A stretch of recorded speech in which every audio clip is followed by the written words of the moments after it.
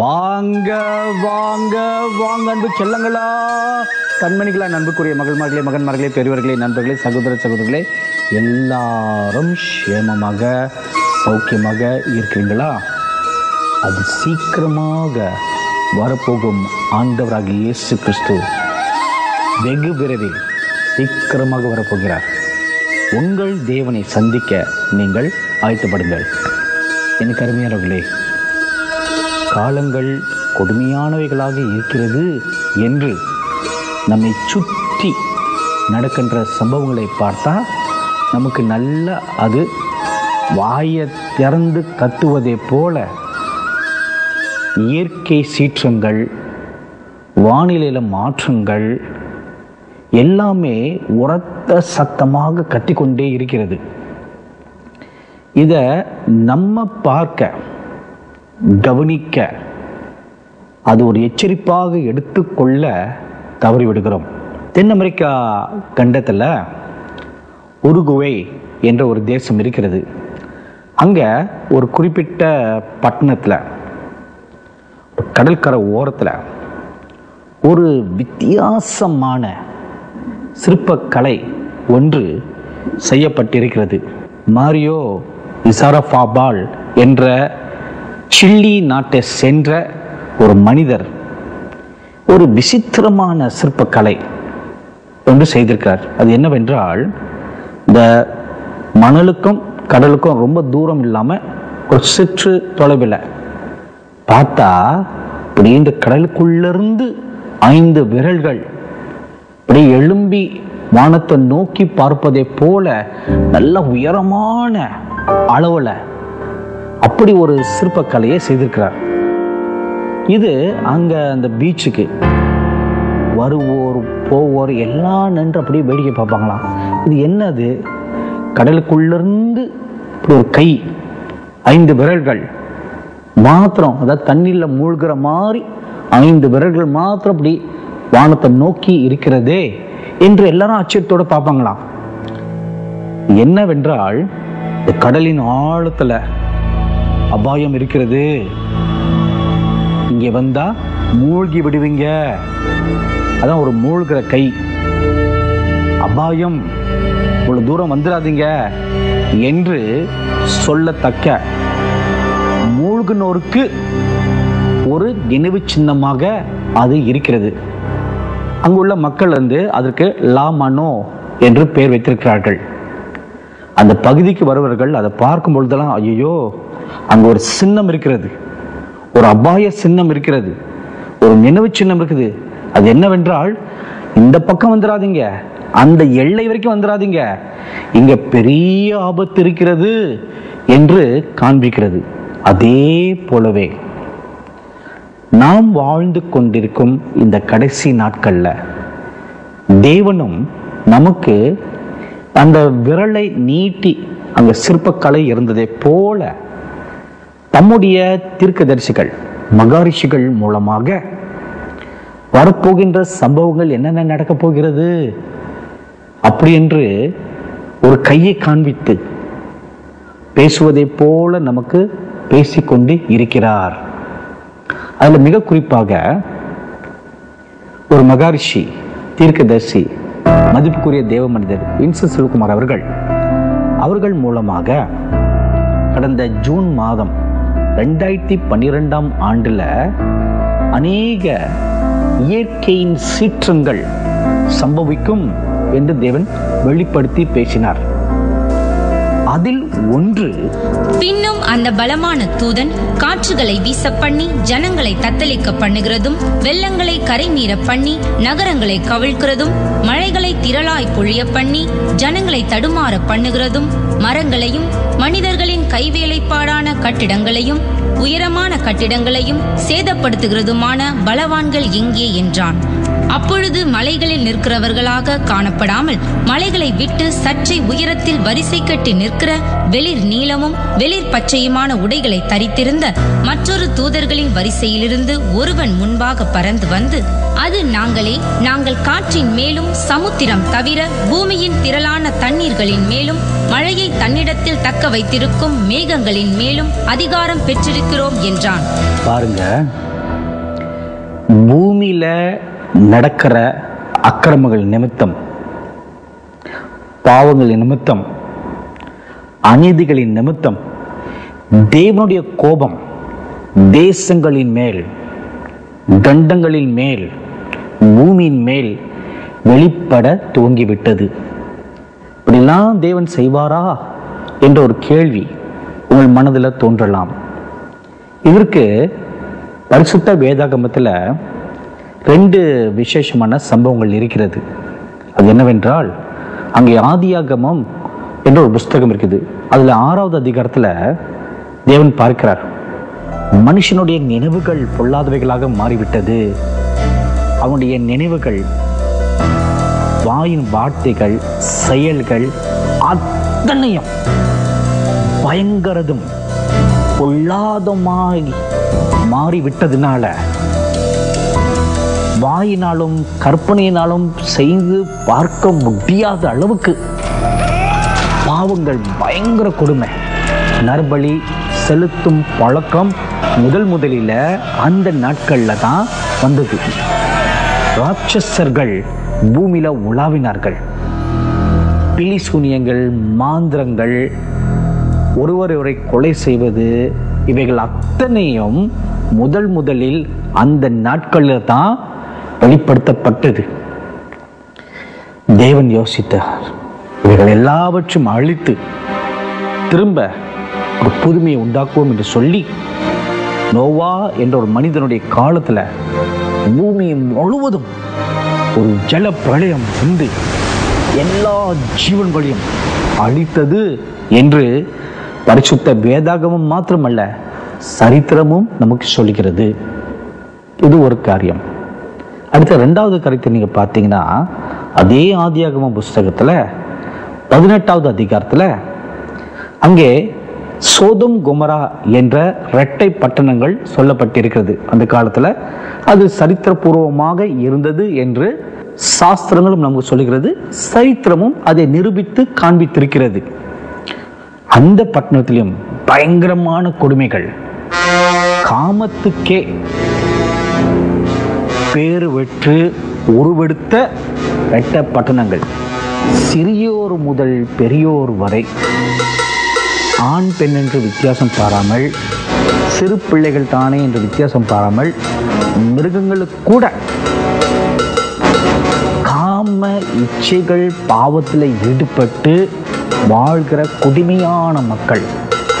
அந்த மக்கள் நடுவில் 2 தேவதூதர்கள் அனுப்பப்படுகிறார்கள். அந்த தேவதூதர்கள்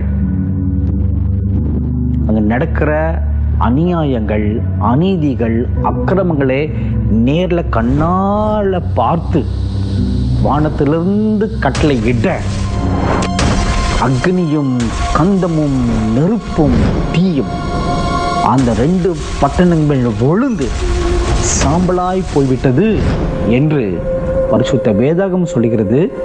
சரித்திரம் அதை நிரூபித்து காண்பித்திருக்கிறது.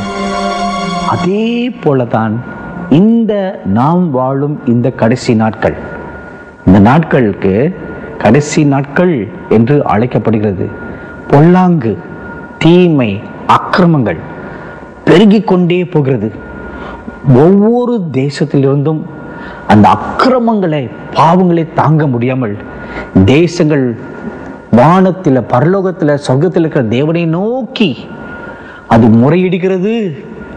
கர்ப்ப வேதனைப்பட்டு, ஐயோ தேவனே, சிருஷ்டிக்கரே, இந்த கொடுமைகளை எங்களால் தாங்க முடியவில்லை என்று கண்ணீர் அடிக்கிறது, கூச்சல் இடுகிறது என்று ரோமர் என்ற புஸ்தகம் 8வது அதிகாரத்தில் நம்ம வாசிக்கிறோம்.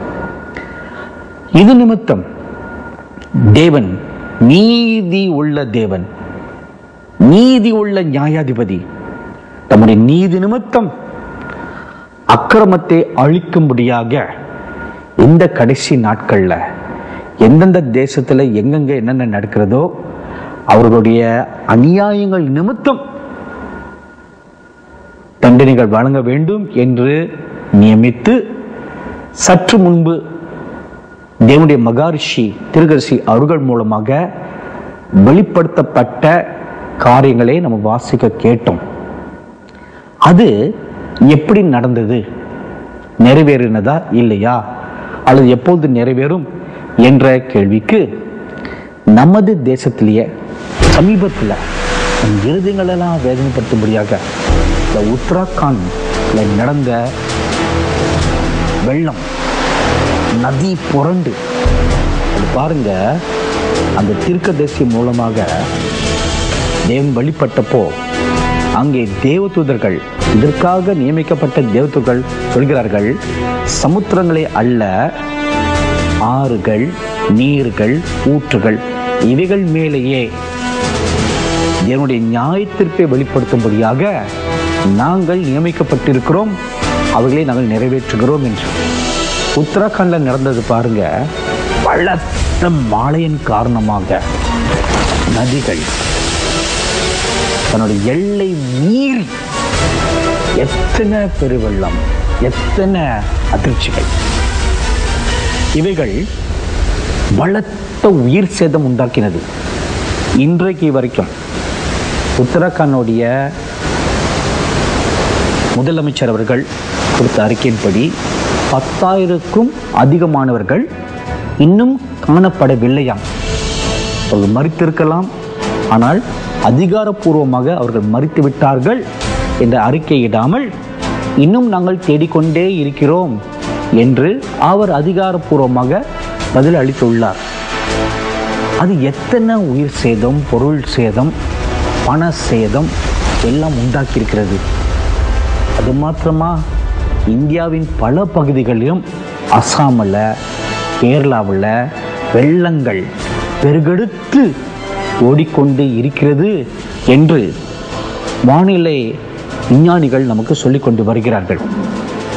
இந்தியாவில் மாத்திரம் இப்படி நடக்குதா என்று நம்ம பார்த்தா அல்ல, உலகம் எங்கும் கடந்த இந்த தேவ வார்த்தை எச்சரிப்பு வந்த நாள் முதல், அதாவது கடந்த ஓராண்டு காலமாக உலகத்தின் பல பகுதிகளில் இயற்கைக்கு விரோதமாக சாதாரண மழை அல்லது சாதாரண கனமழையை காட்டிலும் சுமார் 50 ஆண்டுகள்ல இந்த மாதிரி நடந்ததில்ல, 7 ஆண்டுகள் இந்த மாதிரி நடந்ததில்ல, இப்படிப்பட்ட ஒரு காரியமே எங்க தேசத்தில் இது வரைக்கும் பல ஆண்டுகளுக்கு முன்பதாக நடந்ததே இல்லை என்று விஞ்ஞானிகளும் அரசியல் தலைவர்களும் மக்களும் குழம்பி புலம்புகிறதை நீங்கள் கேள்விப்பட்டிருக்கிறீர்கள். அது மாத்திரமல்லாமல் கடந்த ஜூலை மாதத்திலிருந்து இன்று வரை, அதாவது ஏறக்குறைய ஒரு வருஷத்துல உலகம் முழுவதும் எங்கெங்கெல்லாம் வெள்ளங்கள் இயற்கைக்கு விரோதமாக அதிசயமாக எங்கெங்கெல்லாம் நடந்தது என்று செய்தித்தாள்கள் என்ன சொல்கிறது தெரியுமா? நவம்பர் மாதம் 19ஆம் தேதி 2012 வருஷத்துல ஸ்காட்லாந்து என்ற தேசத்துல பகுதிகளில் இது வரைக்கும் கடந்த 50 ஆண்டுகளாக வராத அளவுக்கு பெருத்த மழை பொய்து பலத்த சேதத்தை உண்டாக்கினது என்று அங்குள்ள அதிகாரிகள் நமக்கு சொல்கிறார்கள். நிலச்சரிவும் உண்டாகி பல இடங்கள்ல அது பெருத்த பலத்த சேதத்தை உண்டாக்கினது என்று சொல்லப்படுகிறது. நவம்பர் மாதம் 11ஆம் தேதி 2012 வருஷத்துல இத்தாலி தேசத்துல டஸ்கேனி மற்றும் வெனிஸ் என்ற பட்டணங்கள்ல 1872 வருஷத்துக்கு பிறகு இதுதான் 6வது முறையாக பலத்த மழை பெய்து வெள்ளம் அந்த பட்டணங்கள் முழுக்க நிரப்பி சுமார் 5 அடி உயரத்துக்கு அந்த பட்டணங்கள் முழுக்க தண்ணீர்களால் வெள்ளம் நிரம்பினது என்று அந்த தேசத்தில் உள்ள அதிகாரிகள் நமக்கு சொல்கிறார்கள். டிசம்பர் 27ஆம் தேதி 2012 வருஷம் ஈராக் தேசத்தில் உள்ள பக்தாத் என்ற பட்டணத்தில் பலத்த worst flooding, பலத்த வெள்ளமா கடந்த 30 வருஷத்துல இல்லாத அளவுக்கு பலத்த மோசமான வெள்ளம் உண்டானது என்று அங்குள்ள அதிகாரிகள் நமக்கு சொல்லியிருக்காங்க. டிசம்பர் 25 2012 வருஷத்துல மலேசியா தேசத்துல பலத்த வெள்ளம். அது என்னவென்றால் 1971 ஆண்டுக்கு பிறகு ஏறக்குறைய ஒரு 42 ஆண்டுகளுக்கு பிறகு இதான் முதல் முறையாக பலத்த ஒரு வெள்ளம் உண்டாகி சுமார் 10,000க்கும் அதிகமான மக்கள் வீடு வாசல்களை இழந்து தத்தளிக்கிறார்கள் என்று அங்குள்ள அதிகாரிகள் நமக்கு சொல்கிறார்கள். அதோடைய மலேசியா தேசத்துடைய கிழக்கு பகுதிகளான மாநிலங்கள் திரங்கானு, கலாந்தான், பாஹாங் போன்ற பகுதிகள் தான் பலத்த சேதத்தை சந்தித்தது என்று அங்குள்ள மலேசியா அதிகாரிகள் நமக்கு சொல்கிறார்கள். மே மாதம் 22 2013 வருஷத்துல ஹாங்காங் தேசத்துல பலத்த வெள்ளம், நிலச்சரிவுகள். கடந்த 3 வருஷம் இப்படிப்பட்ட ஒரு காரியமே நடந்ததில்ல. முதல் முறையாக பலத்த மழை. இதுதான் எல்லாரும் சொல்றாங்க பாருங்க, எல்லா தேசத்திலும் நடக்கிற ஒரு காரியம் பலத்த மழை, பலத்த சேதம், பலத்த வெள்ளம் உண்டானது என்று சொல்லப்படுகிறது. மே மாதம் 1 2013 வருஷத்துல மத்திய கிழக்கு நாடுகளில் இருக்கிற சவுதி அரேபியாவில் வெள்ளம்.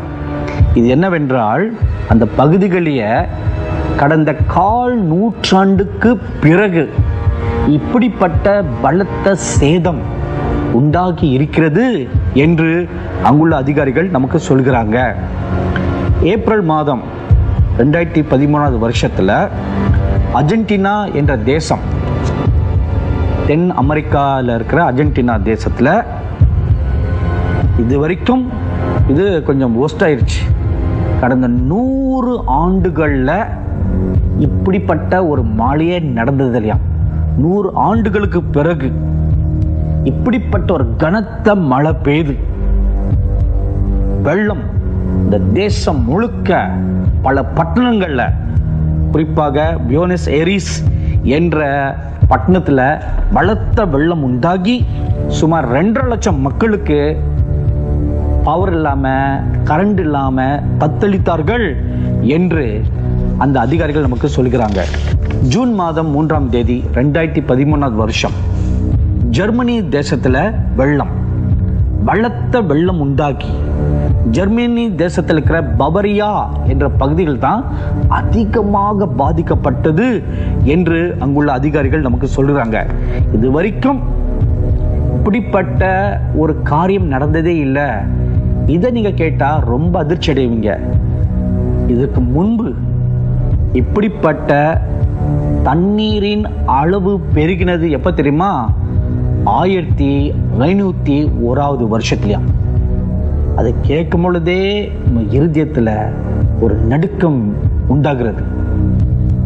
எத்தனை வருஷங்கள் பாருங்க. சுமார் 500 ஆண்டுகளுக்கு பிறகு இப்படிப்பட்ட ஒரு பலத்த வெள்ளம் ஜெர்மனி தேசம் முழுக்க பாதிக்கப்பட்டு பக்கத்தில் இருக்கிற தேசங்களும் பாதிக்கப்பட்டது என்று விஞ்ஞானிகள் நமக்கு சொல்கிறார்கள்.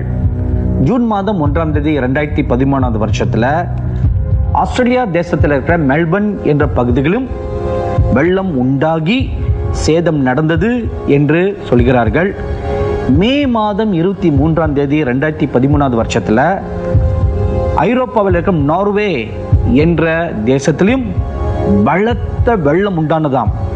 அதாவது கடைசியாக இப்படிப்பட்ட வெள்ளம் 1995 ஆண்டுக்கு பிறகு இந்த ஆண்டுல தான் பலத்த வெள்ளம் உண்டானது என்று அதிகாரிகள் நமக்கு சொல்கிறார்கள்.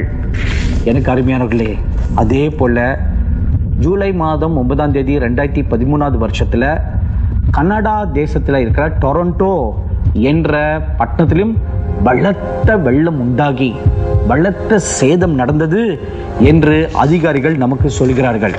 மேலும் பார்த்தீங்கன்னா சீனா தேசத்துல இந்த 15 ஜூலை மாதம் அன்று ஒரு பெரிய பயங்கரமான புயல் காற்று, சவுலிக் அது பேரு, அதனால வெள்ளமோ நிலச்சரிவோ பல கட்டடங்கள் இடிந்து விழுந்தது என்று சைனாவில் உள்ள அதிகாரிகள் சொல்கிறார்கள்.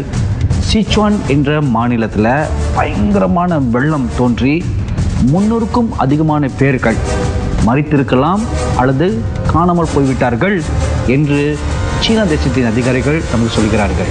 பாருங்க, உலகம் முழுக்க பல தேசங்கள்ல தேவன் தம்முடைய தீர்க்கதரிசி அவர்கள் மூலமாக வெளிப்படுத்தின இந்த எச்சரிப்பு, அங்க உருகுவே தேசத்துல அந்த கை வெளியே வந்துச்சு இல்லையா தண்ணியில இருந்து, அதே போல கர்த்தருடைய வாய், கர்த்தருடைய மனுஷன் மூலமாக அவர் பேசுகிறார், எச்சரிக்கிறார்.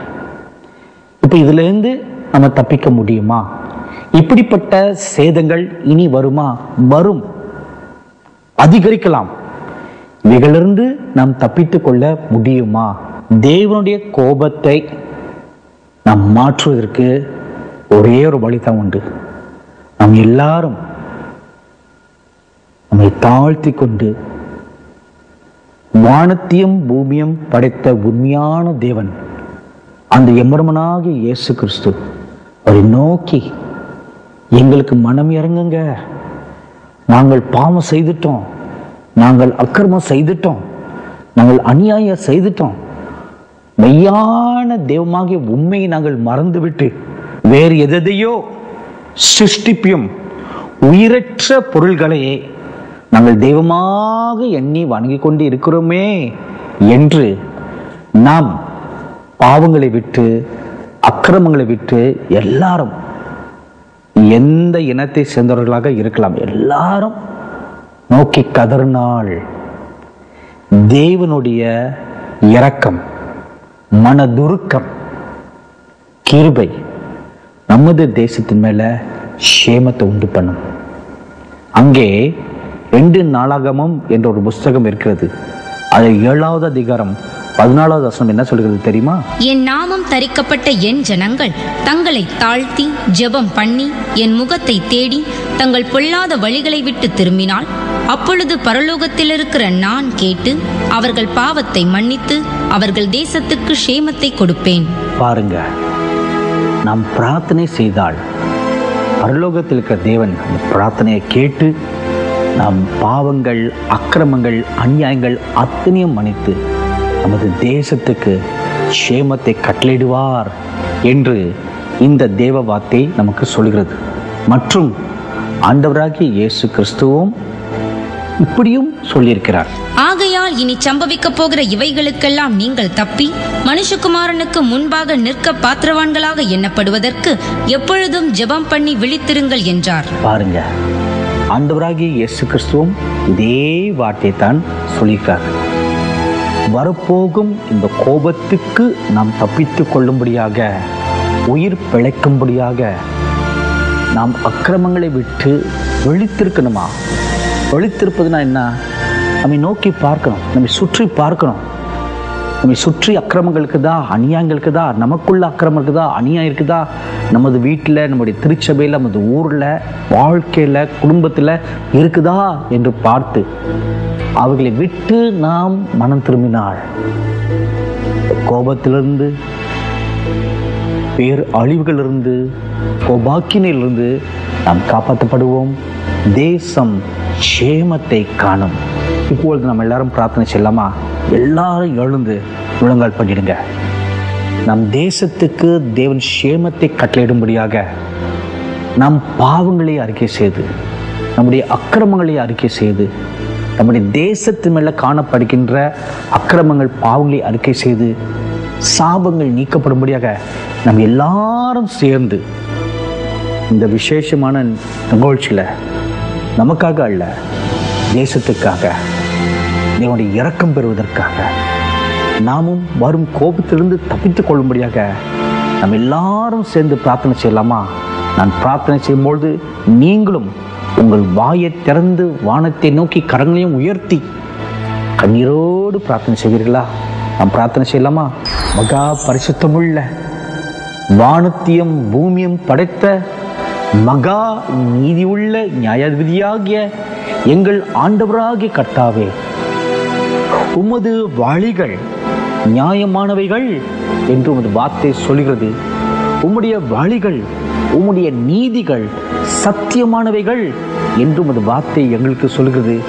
நீர் நீதியாக நியாயம் விசாரிக்கிற நல்ல தேவனாக இருக்கிறீர் என்று உமது வார்த்தை எங்களுக்கு சொல்கிறது. அதே நேரத்தில் நீர் நல்லவர், இரக்கமுள்ளவர், நீடிய பொறுமையும் சாந்தமும் தயவும் மனதொருக்கும் உள்ளவர் என்றும் அந்த வார்த்தை எங்களுக்கு சொல்லுகிறதே. என் ஜனங்கள் தங்கள் பாவங்களை விட்டு மனம் திரும்பி பாவ மன்னிப்புக்காக மன்றாடி பிரார்த்தனை செய்தால் அந்த பிரார்த்தனையை நான் கேட்பேன், பாவங்களை மன்னிப்பேன், அக்கிரமங்களை நீக்குவேன், தேசத்துக்கு சேமத்தை கட்டளையிடுவேன் என்று அந்த வார்த்தை எங்களுக்கு ஆலோசனை சொல்லவில்லையா? அந்த வார்த்தைகளின்படி இப்பொழுது சுவாமி நாங்கள் எல்லாரும் எங்கள் தேசத்துக்காக உங்களுடைய சமூகத்தில் மன்றாடி நிற்கிறோம் சுவாமி. எங்கள் தேசத்தில் நாங்கள் செய்த அக்கிரமங்கள் ஏராளமப்பா. மெய்யான தெய்வமாகிய உண்மையை நாங்கள் மறந்துவிட்டு எங்கள் கையின் சிற்ப கலைகளை நாங்கள் தெய்வமாக எண்ணி வாயிருந்தும் பேசாத, கண்ணிருந்தும் பாராத, காதிருந்தும் கேளாத, கையிருந்தும் அணையாத, காலிருந்தும் எங்களை நோக்கி வராத எங்கள் கையின் வேலைப்பாட்டுகளை நாங்கள் தெய்வங்கள் என்று எண்ணி அவைகளுக்கு முன்பதாக சாஷ்டாங்கமாக பணிந்து குனிந்து உமக்கு நாங்கள் செலுத்த வேண்டிய கனமும் மரியாதையும், உமக்கு நாங்கள் செலுத்த வேண்டிய தொழுகையும் நாங்கள் மறந்துட்டு இவைகளையே வணங்கணும் சுவாமி. இது நிமித்தம் எங்கள் தேசத்துல சாபமும் இப்படிப்பட்ட நியாயத்தீர்ப்பும் வருகிறதே சுவாமி. இன்றைக்கு எங்கள் மேல் மனதுருகி மனமிறங்கி எங்கள் பாவங்களை மன்னித்து இனி ஒருபோதும் இப்படிப்பட்ட பாவங்களை நாங்கள் செய்யாதபடிக்கு அவைகளை விட்டு நாங்கள் மனம் திரும்புகிறோம் சுவாமி. எங்கள் மேல் மனதுருகி மனமிறங்கி எங்கள் பாவங்களையும் அக்கிரமங்களையும் மன்னித்து எங்கள் தேசத்தின் மேல நீர் இரக்கமாக மனம் இறங்கி சேமத்தை கட்டளையிடும்படியாக எங்களை எல்லா தீங்குக்கும் பொல்லாப்புக்கும் வரும் கோபத்துக்கும் விலக்கி பாதுகாத்துக் கொள்ளும்படியாக எங்களை தாழ்த்தி உம்முடைய திருப்பாதங்களை தொட்டு தாழ்மையோடு வேண்டிக் கொள்கிறோம். எங்கள் பரிசுத்தமுள்ள நீதி உள்ள நியாயாதிபதியே, ஆண்டவராகிய இயேசு கிறிஸ்துவே, ஆமென். எனக்கு அருமையானவர்களே, இந்த பிரார்த்தனை நம்ம செய்திருக்கிறோம். இனி மீண்டும் நம்முடைய அக்கிரமங்களுக்குள்ள பாவங்களுக்குள்ள நாம் பிரவேசிக்க கூடாது. நீதி உள்ள காணக்கூடாத உண்மையான தேவனை மாத்திரம் வணங்குவோம். நல்ல ஒரு ஆலயத்துக்கு போங்க. கர்த்தர் தேசத்தின் மேல சேமத்தை கட்டிடுவார். God bless you. மெய்யாகவே நான் சீக்கிரமாய் வருகிறேன்.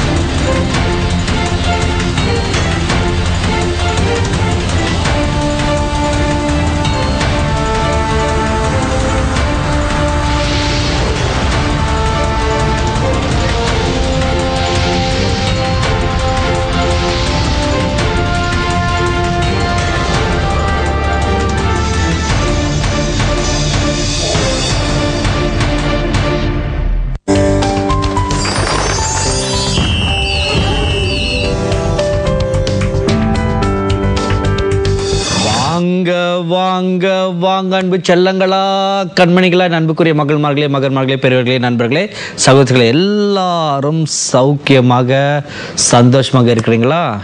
அது சீக்கிரமாக வரப்போகும். ஆண்டவராகிய இயேசு கிறிஸ்து மீண்டும் சீக்கிரமாக வருவார். காலம் தாமதம் செய்ய மாட்டார். இன்றைக்கு நமது ஏஞ்சல் டிவி குடும்ப நிகழ்ச்சியில் ஒரு வித்தியாசமான அதிசயமான குடும்பத்தை நாம் பார்க்க போகிறோம். இந்த நிகழ்ச்சி கொஞ்சம் வித்தியாசம் நாங்கள் செய்கிறோம். வழக்கமாக முதலில் நாம் பங்களுடைய கடிதங்களை வாசிப்பேன் அல்லவா, அது சற்று மாற்றி இன்றைக்கு நாம் ஒரு அன்பு குடும்பத்தை சந்திக்க போகிறோம். நாம் எல்லாரும் கரங்களை தட்டி அவங்கள வர வைக்கலாமா? வாங்க வாங்க வாங்க வாங்க வாங்க உட்காருங்க. வணக்கம். எங்களுடைய அழைப்பை கேட்டு நீங்கள் சிரமப்படம் வந்ததுக்காக ரொம்ப ரொம்ப நன்றி. எங்கேருந்து வரீங்க? மதுராந்து வரது சித்ராவடி கிராமம் ஐயா. அப்படியா, நீங்களும் மதுரா இருந்தாங்கம்மா. போன வாரம் வந்த நிகழ்ச்சியும் அதே ஊர்லேருந்து தான் வந்தாங்க. உங்கள் பேரை சொல்லுங்கள். தேவராஜ் ஐயா. தேவராஜ். தேவராஜ்ல பேரில் ஒரு வீரம் இருக்க வேண்டாமா? நல்லா கொஞ்சம் உட்காருங்க. நல்லா உங்கள் பேரை சொல்லுமா. கஸ்தூரி ஐயா. கஸ்தூரி. நல்லா அழகான பேர். ஒரே பையனா? உன் பேர் என்ன? மிஷாவேல். மிஷாவேல். மிகாவேல் மாதிரி ஒரு மிஷாவேல். மிஷாவேல் என்ன கிளாஸ் படிக்கிற? 6th standard. 6th standard. நல்லா படிக்கிறியா? உனக்கு பிடிச்ச பாடம் எது? தமிழ். தமிழா? ஏன்? அதான் ரொம்ப பிடிக்கும். தமிழ் மீடியமா இங்கிலீஷ் மீடியமா? என்ன மீடியம் படிக்கிறாரு? தமிழ் மீடியம். ஆங்கிலம் பாடம் பிடிக்குமா? ஆனால் அந்த அளவுக்கு இல்லை என்ன?